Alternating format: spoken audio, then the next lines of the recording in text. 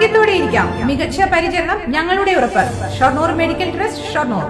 പുതുവത്സരം ആഘോഷിക്കാൻ കഞ്ചാവ് ഉൾപ്പെടെയുള്ള ലഹരി വസ്തുക്കൾ ഉപയോഗിച്ച സംഭവത്തിൽ കൊപ്പത്ത് 8 കേസുകളും പട്ടാമ്പിയിൽ 13 കേസുകളും രജിസ്റ്റർ ചെയ്തു.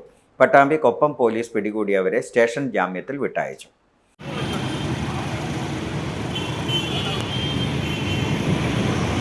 പോലീസ് 3 സംഘങ്ങളായി തിരിഞ്ഞായിരുന്നു പരിശോധന. ഇതിൽ മദ്യപിച്ച് വാഹനമോടിച്ച 3 പേരെ പോലീസ് പിടികൂടി. പൊതുസ്ഥലത്ത് കഞ്ചാവ് വലിച്ച 2 യുവാക്കളെയും പോലീസ് പിടികൂടി. കൊപ്പം, പ്രഭാപുരം തുടങ്ങിയ മേഖലയിൽ നടത്തിയ പട്രോളിങ്ങിനിടയിലാണ് യുവാക്കൾ പോലീസിന്റെ പിടിയിലായത്. ഇവരിൽ നിന്നും കഞ്ചാവ് അടങ്ങിയ ബീഡി പോലീസ് കണ്ടെത്തി.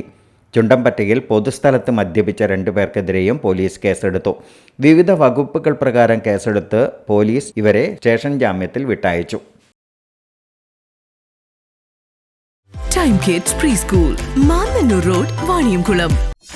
.View news. കാഴ്ചകളാണ് ലോകം, കണ്ടു തുടങ്ങുക.